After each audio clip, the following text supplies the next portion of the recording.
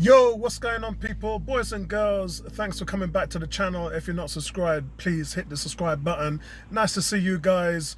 And tomorrow, remember, we're going to get into a preview of the Manchester City game. We're going to talk about what we feel might be the formation and then have a look at where we might put Thomas Partey as well.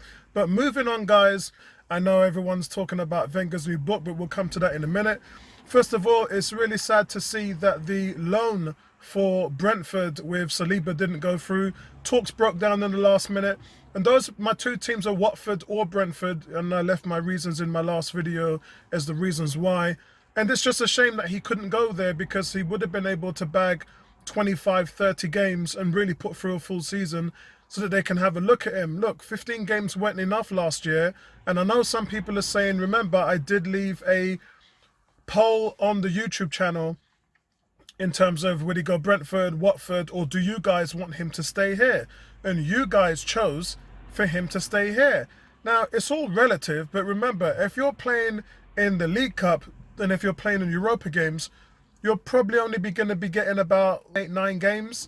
You're barely going to be going into double figures at most.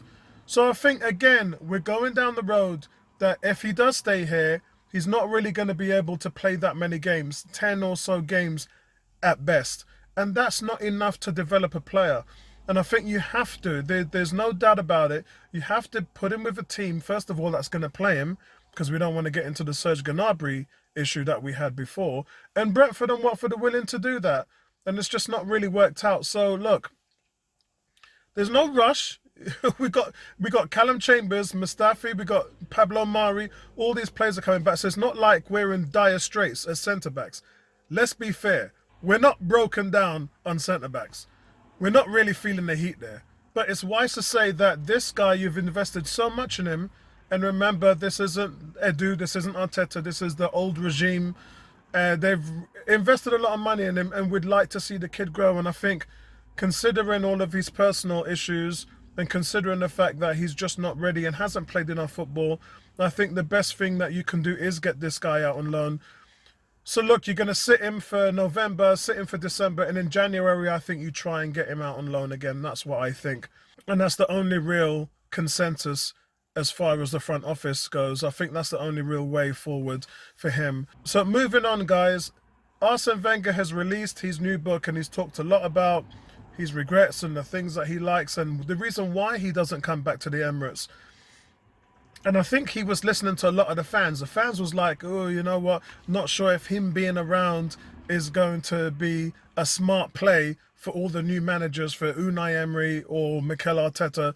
And Wenger listened to that. He heard all of that and he thought to himself, let me stay away from the Emirates. And that's exactly what he's done. Good on you, mate. He's taken under consideration the care, the understanding of the board and the fact that he doesn't want to go in there and ruffle any feathers and complicate anything.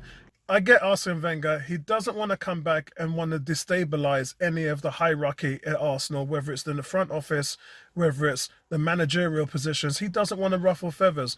And good on you for that. You know, he's put other people's thoughts first.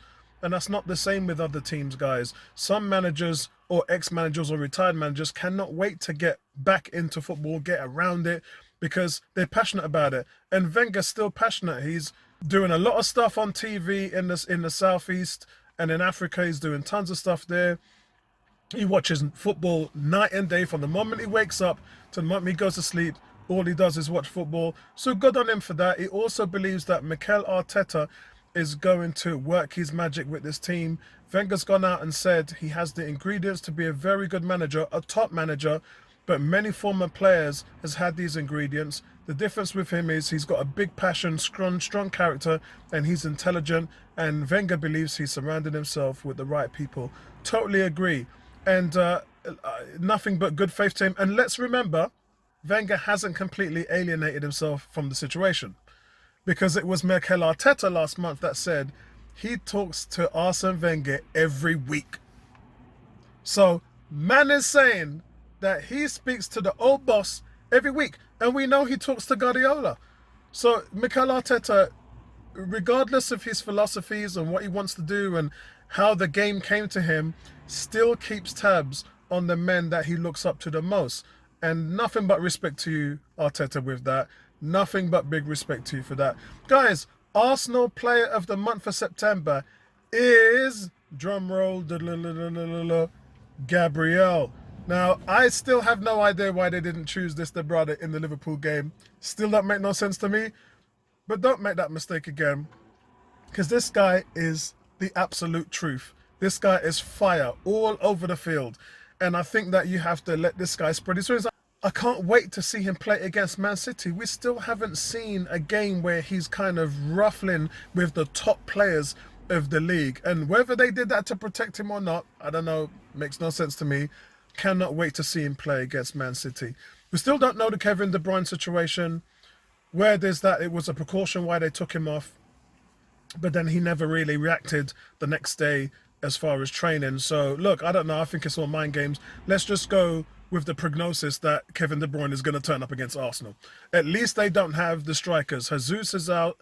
Aguero's out. So at least that's one less problem we got to deal with. And listen, that's one man for Partey to go and play next to, yeah? That's one man. If they decide to play Thomas Partey, let Kevin De Bruyne say hello to Thomas Partey. That's one man Partey. I can't wait. Is dying to say hello to in the Premiership. So if it happens, it happens, and we shouldn't really feel any way about it. Our new goalkeeper, Alex Ruinson, has vowed to emulate the success of Emilio Martinez. Well, bro, that's a high bar, because not only were you surpassing the Arsenal #1, but you pretty much put in more consistency than any goalie in the league. And you never had any weaknesses. Playing out the ball, saves, corners, set pieces, distribution, managing your back line. Let's not lie, Martinez had the whole package. So for you to come out and say that, big things we're looking for you. But I think it has to start by please, please, please drop Bernd Leno in the League Cup. No reason for you to play him there outside of getting him more game time. But I don't think he really needs it after his last performance, which was absolutely outstanding. He's going to play in the Premier League, and that's all there is to it. Let this little pitney come in and groom him in the League Cup games. That's the least you can do. So I think because I want to see him. Everybody else wants to see him play. Are you afraid he's going to stink up the joint and it mess with his confidence? I don't care. Put the kid in and let's see what he can do. Yeah, this is where it is right now. Your expectations at this club are at the highest level, and we need to see what you've got. So play the damn pitney. Guys, listen, that's all from me for today. I can't wait to meet up with you guys tomorrow, and then we can link up on the live chat. Speak to you later, man. Peace out. Right back at you. Nice one.